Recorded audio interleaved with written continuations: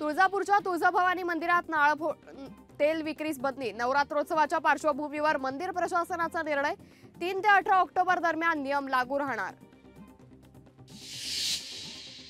सरड्यालाही लाज वाटेल असा विशाल सरडा काम करतोय। विशाल पाटलांनी बेताल बडबड थांबवावी।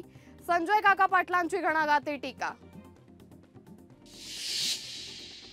भाजप आमदार योगेश टिळेकर काढणार हिंदू बहुजन सन्मान यात्रा। 4 ऑक्टोबर पासून हिंदू बहुजन सन्मान यात्रेला सुरुवात होणार। निवडणुकांच्या पार्श्वभूमीवर यात्रेचं आयोजन। नवी मुंबईत अनेकांचं घराचं स्वप्न पूर्ण होणार। सिडकोच्या बोर्ड मीटिंगमध्ये मुहूर्त ठरला। सिडकोच्या 26,000 घरांची 7 ऑक्टोबरला निघणार लॉटरी।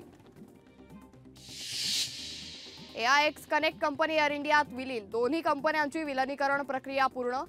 DCGA कडून विलीनीकरण पूर्ण झाल्याची घोषणा। पुणे शहरावर आता तिसऱ्या डोळ्याची नजर। शहरात AI तंत्रज्ञानावर आधारित 2866 कॅमेरे बसवणार। यासाठी राज्य सरकारकडून 433 कोटींचा निधी मंजूर। मुंबईत हिवताप आणि डेंग्यूचा प्रादुर्भाव। ऑगस्टच्या तुलनेत सप्टेंबरमध्ये हिवताप आणि डेंग्यूच्या रुग्णांच्या संख्येत वाढ। सतत बदलत्या वातावरणामुळे रुग्णसंख्येत वाढ। नवरात्रोत्सवानिमित्त मुंबईत फुलांच्या दरात तिपटीनं वाढ।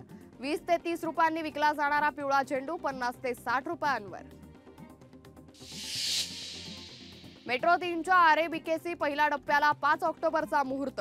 पंतप्रधान मोदींच्या हस्ते होणार लोकार्पण। लोकशाही मराठी ऐका, पहा, जागरूक रहा।